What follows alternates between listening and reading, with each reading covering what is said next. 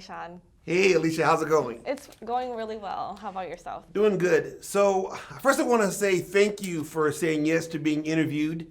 It's highly important that we have multiple voices speaking into opportunities within ministry. And so I've asked you here because A, we're good friends and I know you, and B, I think you have a particular understanding of ministry that's highly that's influential.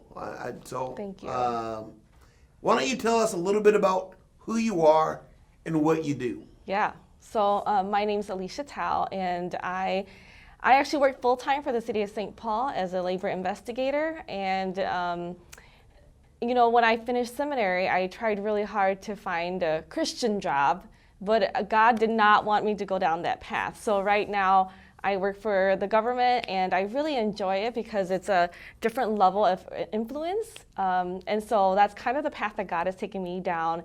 And then I also work part-time for the church River Life on the east side of St. Paul, and as a community engagement director. And I really enjoy that as well. So that's kind of what I do on a daily basis. And then I'm also married to Meng. We've been married for almost 10 years now, and we are having our first baby in October.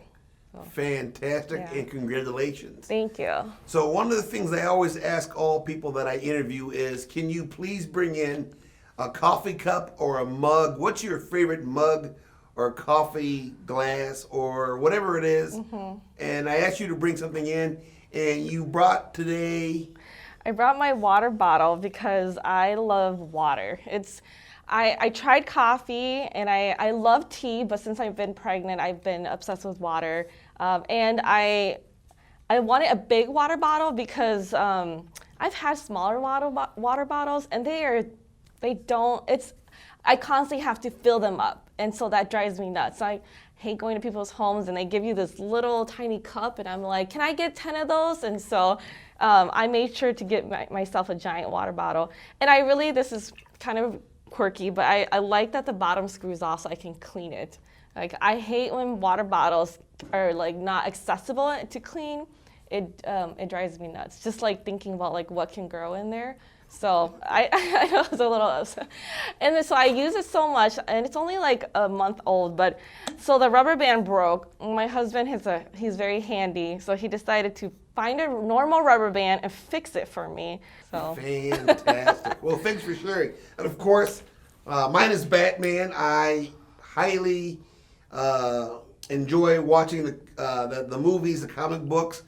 So I'm a big, huge Batman fan. I think fictional characters, he's the top of the list. He's a human, no superhero powers, but he's moved his mind and his body, do phenomenal things. So there it is. So going back to what you had said, you made mention of trying to find a job in ministry and not finding what God had called you to, but God had called you to work as a civil servant in the government.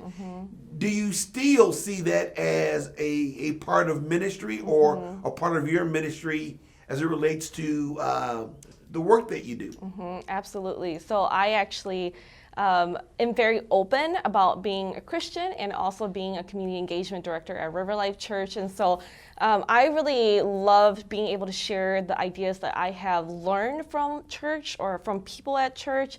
From over the years of serving people, that knowledge translates so well into serving the community. So whenever we talk about outreach and education, which is written into the ordinances and the laws, like, we have to go out and take this information to the community. I have those skills from being at church and taking the gospel to the ends of the earth, right? But more so as in like going to my next door neighbor in the community and saying, hey, we're here now, and can you come and do you want to participate in what we're doing at our church? Or even, when we do big community events, we'll go and hang door signs on people's doors and invite them to the community. And so it's the little skills that you learn that translates so big into what the government needs. And it's literally just normal, average people with skills in connecting with people. Fantastic. Can you share with the audience, the students, a little bit about River Life Church? I think it's special because it's a church plant, and as a church planter myself, that's phenomenal. But a little bit about the demographics, what you're trying to do in the city of St. Paul. What are you actually doing at River Life Church? Yeah, so 8 years ago, the pastor and his wife, Pastor Greg Rhodes and Dr. Pengfo Yang Rhodes, they actually started dreaming about a church for second and third generation Hmong people. They had been in the ministry for 10 plus years, and Pastor Greg had been a youth pastor, and he's seen his youth kids grow up into becoming adults and then becoming, having families, and then seeing them leave the church, and that really affected them, it really touched their heart. They decided that they would go ahead and figure out what that next step would be. And at one point it was to plant a church. And so in that time frame, I had finished Bethel Seminary and had a 3-year stretch of like not doing anything. The complicated thing is that as a Hmong woman, we're not necessarily always invited into a leadership space or a leadership role, or we're not invited to become a pastor. And so it was very hard for me to figure out like what to do in my life. And at one point, when they were thinking about this church, they had approached Meng and I about possibly participating in this church plant. And I remember thinking, okay, cool. It was the summer, and I remember thinking, that's a really great idea. Thanks for sharing it with me. We'll think about it. And then that fall, I actually was going through the book of Ezekiel, and as I was reading about the river flowing and anything that the river touches, life grows, I kept hearing the Spirit say, River Life Church, River Life Church. And I thought, okay, interesting. I remember closing the book and thinking nothing of it. And we had our first meeting on January 1st, 8 years ago. I don't even remember what year it was, but the pastor said, this is our first meeting, and we're going to base our church on the book of Ezekiel and the river passage. And when he read the passage, I just had goosebumps all over my body. And I remember thinking, we had not talked about this. We had not talked about which part of the Bible this church was going to be built on. And so knowing that God had called us specifically in that moment, that was why we said yes to River Life Church.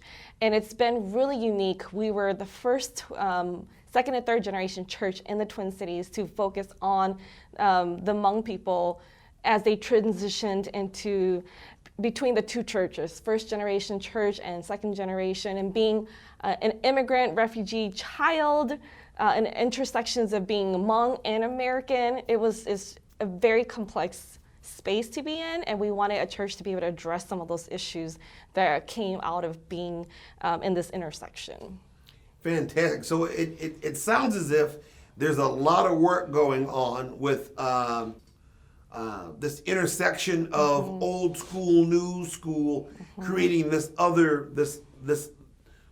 third entity for all folks to be involved in. Can you say a little bit about some of the challenges that you come up with as it relates to dealing with that dynamic? So you've got, we used to always do it like this, but now we are American is a new way. And how do you smooth that out generationally? Yeah, so some examples. When you go into a first generation Hmong church, it's a male dominant environment. And so as a Hmong woman, when I walk in, I don't shake hands with anyone. I kind of just go in and walk right into the sanctuary and kind of do my thing, and I'm usually ignored. Unless there are women there to greet me, I'm not going to be greeted. It's not because they don't love me, it's just because of our culture. At River Life, we decided that we would acknowledge everyone that would walk through the door. So whether they be man or woman, child, teen, single mom, we don't know some of the information, so we wanted to greet everyone. And we also decided to take it one step further by shaking everyone's hands when they would walk through, whether they were a woman or a man. And obviously COVID times, we don't do that, but before COVID times, we really acknowledged their presence. And that was huge because women would cry about being acknowledged or validated in our church. And then we decided that we would not ask too many questions. So a lot of times you'll walk into a lot of context, but especially if first generation Hmong church, a lot of questions usually are you married? Do you have kids? And a lot of those questions are very hurtful if you're a single woman or single man, or if you're divorced multiple times, or even if you're widowed. And so for being a married person in a Hmong culture is very important. You actually take after their name. So my husband's name is Mang. I would be Na Mang, which means that I'm, literally like the woman of my husband. And so we decided that we would just continue to do first name basis. And that was actually really very life-changing, life-giving, and also really empowering to people who were not married or in situations that gave them an extra name. And that was really hard for some people and very hurtful. So that's kind of a couple of reasons why we decided that we would engage these intersections and see how it would turn out. And it turned out really well. Yeah. Sounds like it. So I'm curious about, is it Serve Sunday? Serve Sundays. So yes. you do a completely different worship service on a particular Sunday called Serve Sunday. Can you please tell us a little bit about Serve Sunday? Yeah, so when we were brainstorming about our church, we had visited a lot of churches, probably 20, 30 churches. There's one church that had a sign that says the church had left the building. And I was like, well, what does that mean? And it was because the church would shut down. Instead of having church service, they would go into the community and serve and do something together. I tried that at River Life Church at first, to close the church down and go somewhere, but it was very complicated for families, especially families with little ones. And so I decided to revamp that. And instead of having church service, we would have a day of serving the community right in our space, in our building. So over the years, we have had rummage sale. We had a rummage sale, and people would come, and everything was super cheap, like 50 cents and $1, nothing expensive. And then we had a day where we passed out vegetables and fruits to everyone, and we actually went to the farmers market after the farmers market, and then a lot of the farmers were like, here, take our vegetables, and we were able to pass it out to the community. We usually do in the fall Operation Christmas Child, so like the whole entire church would bring toys and books and pencils, and then we would get the boxes ready, and then when they arrived, we would just set up and we would do a huge day of packing Christmas presents. And so it's super fun because it allows the adults and the kids to all participate and to say you are just as important as an adult, because you also have the ability to bless others with your hands, with your words. And we would encourage kids to draw pictures, write words. If they wanted to write a card, and an adult would help them write a message and put that in the box. And so it was just a really great day of empowering everyone to say, even though it's just one day, today is a day that will bless someone. Fantastic. Sounds like you're just doing really fantastic work. So I have two questions for you, and then I'll let you say what you want towards the end. But this question is, can you explain why diversity is so important in this day and age? Oh man, that is very important. So our mission is to bring hope and healing and growth to second and third generation Hmong, right? But we found that mission is so much more than just the Hmong people. We have couples that are biracial. So our pastor, he's white and he's married to a Hmong lady, and they've been married for a very long time. And that really brought a really cool dynamic into our church. So we have a lot of couples who are in an interracial marriage, kids who are Hmong or white or black, and they come to our church. We actually, at one point, when we moved into our new building, started attracting Africans into our church because their communities and their upbringing so similar to the Hmong people that they were really attracted to our church and really enjoyed the communal and the family life and the way that we broke bread and ate together, that kind of setting. And so I think it's really important, regardless if it's just a Hmong church, to be able to reach out to other people, because the truth is we all have the same needs, the spiritual needs, physical needs, emotional needs. And if you can meet one of those, then you can build a relationship with each other. I just remember thinking when I was growing up that I hated being Hmong, because no one knew who a Hmong person was. It was always like, is that something you eat? You know, like, is that like a bag of ramen or something? And I'm like, no, that's like me. That's my identity. It's my culture. And so, but being in Minnesota, everyone kind of in the metro area know who Hmong people are. And so we've been able to expand beyond like, who are the Hmong people, but how can they contribute? How unique are they? What kind of cool like ritual or family value can they bring to the table, whether it's at work or at church? And so connecting through some of those values is really cool, because that actually brings out the diversity in people, because it doesn't matter what skin color you are. We all, if we can connect on family values, family beliefs, then we can serve together. So my community engagement team actually consists of me, a Black African-American woman, and a white Caucasian man. Our team was bigger, but now during COVID, it's like dwindled down, but we have the most diverse team in our church. And we serve a diverse community, because for us, if you need food, it doesn't matter if you're Hmong or you're not. We're going to give you food. If you need a prayer, we're going to pray for you, whether you are Hmong or not. And so I think that sometimes people mistaken our mission as only to the Hmong people, but not necessarily, because the Hmong people are complex since we've been in America. Second and third generation is moving beyond just this is our culture. We're embracing all the different cultures around us and calling it our own as well. Well, you already answered the second part of what does your cultural background give to the context of Minnesota. And so the last thing is there anything that I didn't ask that you want to share with myself or the students? Any parting words? Anything that you'd want to tell someone starting out as a Christian ministry student? Look for these things. So this is an opportunity for you to kind of close us out. When I was in college, it was my senior year.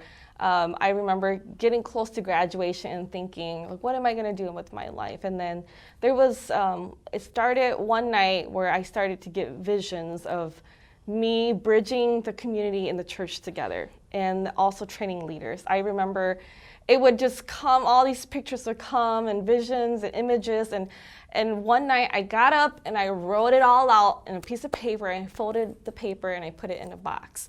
And that was it. The visions went away. And then I went to, after I graduated, I went to grad school, and then after grad school, 3 additional years of not doing ministry. And one day, all of that came flooding back. And so I would say, write down your visions and your dreams and your images, the words that you hear, the pictures that you see as you're walking down the street.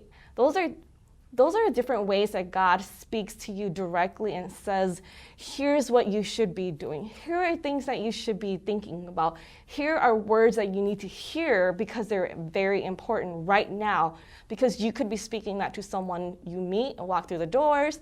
This picture that you've painted, that God has painted for you, that could be something that will happen in 5 years, in 10 years. So don't forget it, because it will come back up when you're ready and you're willing to give.